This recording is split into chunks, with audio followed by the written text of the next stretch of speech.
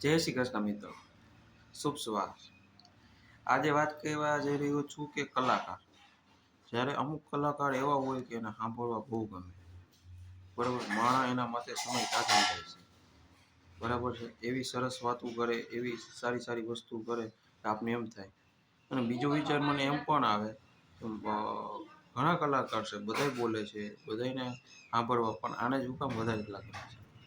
કારણ કે કૃપા, જ્યારે માણસની પર કૃપા થઈ જાય ને, માતાજીની, સરસ્વતીજીની, બરાબર છે, એટલે એનું એક સરસ્વતીની માથે બેસી જાય ને, ગમે એ સારું બોલે ને આપને ગમે, આપણે એને સાંભળવું ગમે।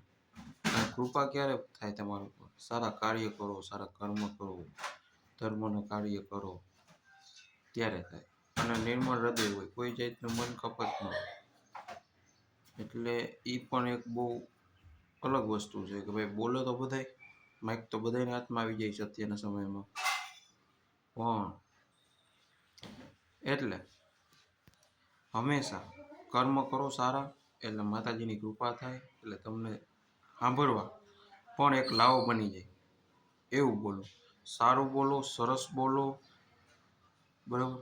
બસ બીજું કંઈ કહેવા નથી માગતા છે।